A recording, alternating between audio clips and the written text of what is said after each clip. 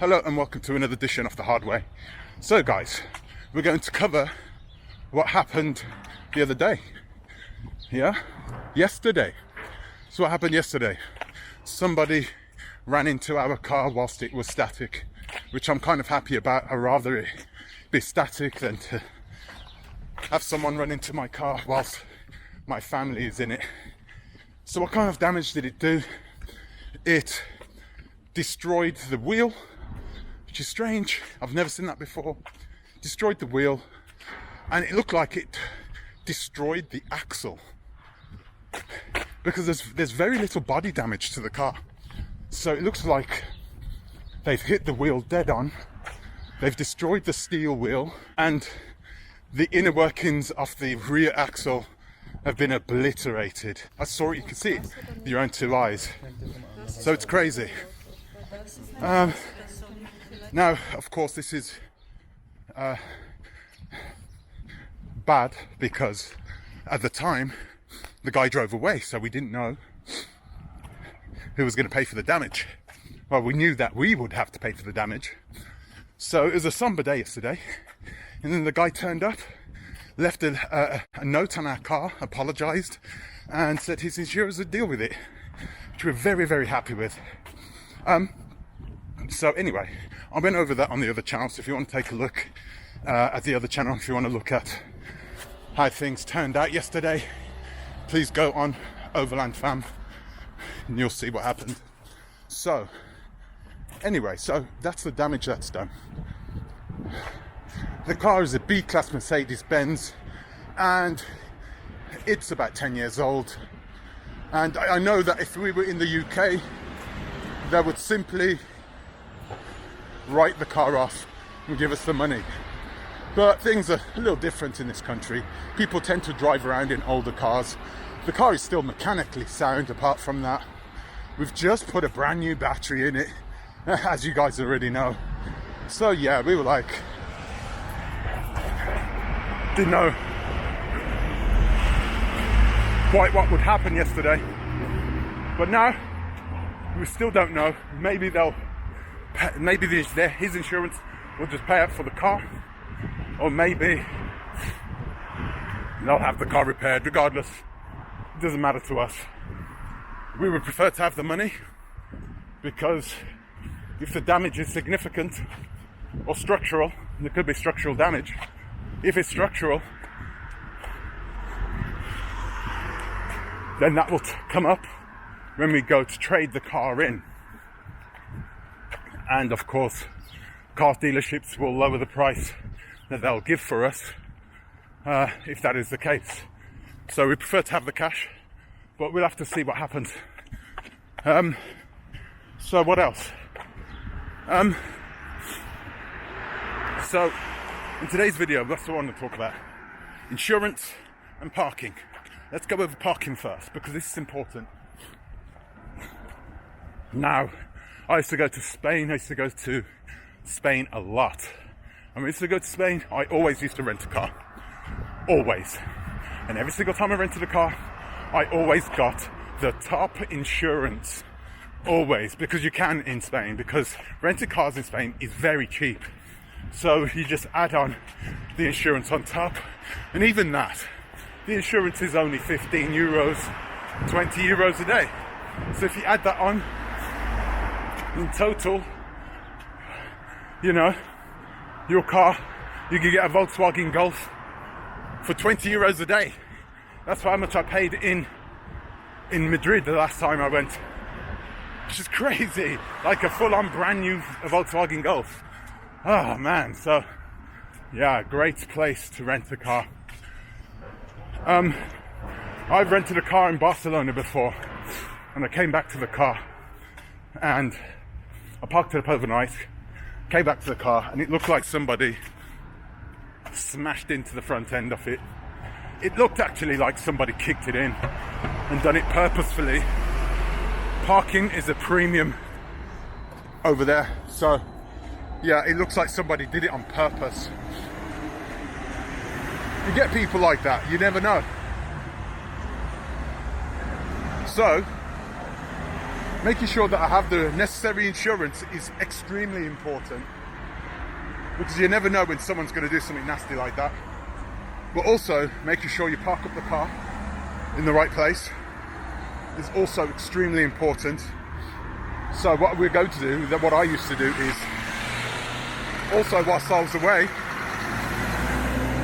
whenever I'd park my car up, I'd park it up in a place which was official, that had gates. I never parked my car on public land, on a public land. Yeah, I always used to pay, and used to pay for it privately, private land. Have someone take care of it, pay that little extra. It gives you that little bit more peace of mind. It gives you a bit more peace of mind, and you know that when you get back to your car will be safe and sound. And this is what we intend to do when we go away. There's no way we're going to park the car up on public land.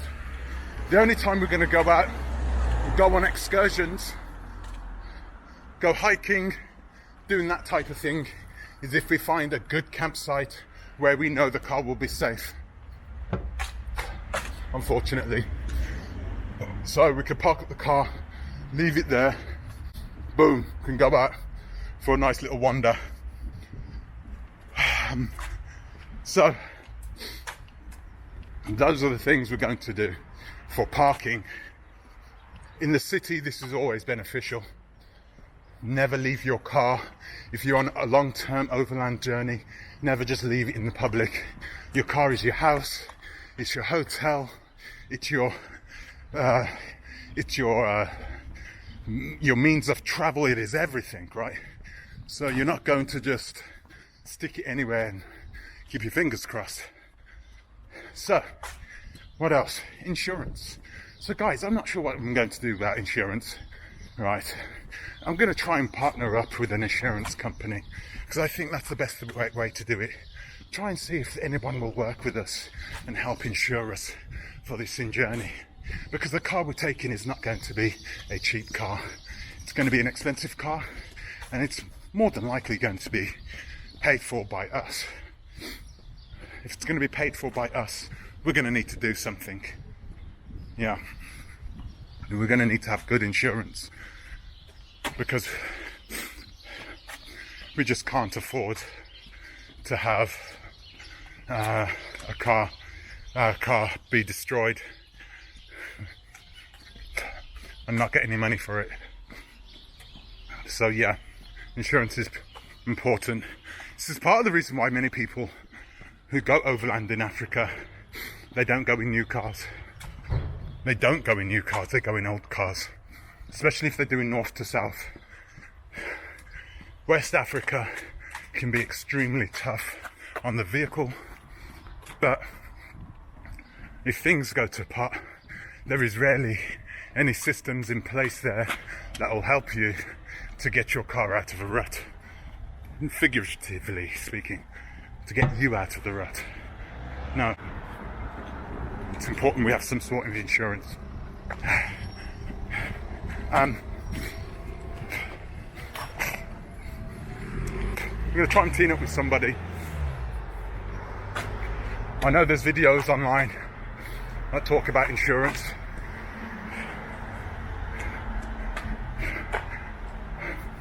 Yeah. Insurance can be expensive. That's what I've heard. It's very expensive, hence the reason why we need to partner with somebody, because there's no way we can do that and afford to pay for 500 euros a month or something like that, however ridiculous it is. You do have to pay for insurance when you go into certain countries, by the way. You have to have insurance. You have to purchase their insurance before you get into across the border. That's insurance for other things, like it's not going to help you with your car. You know, if something goes wrong, someone smashes into it, they're not going to help you. It's more just for people on the street. If they get into problems, you know, you hit somebody, you know, they get taken care of, not you in your car. So yeah, it's definitely something we desperately will need to look at, because now that this car is destroyed, We need a daily. We're not going to buy a POS. We're not going to buy a POS. And, you know, we might as well kill two birds with one stone and focus on getting ourselves a daily, which will also be able to take us on this overland journey with very limited or very small amounts of modifications done to it. So that's where we are at this moment. Crazy times, but yeah, things are looking good. Okay, so that's all I'm going to leave for today because my hands are freezing, guys, and my battery's about to go. So thank you for joining us. I'm getting tired. Looking forward to getting back home. I'm going to enjoy this day. With my wife is taking the day off. I've taken the day off. The kids taking the day off school. A few phone calls to make this morning, and then I'm out of here. We're going to go to the spa and enjoy the day. It is a Monday, but Mondays aren't always bad. It's your attitude that's bad. Until the next time, take care.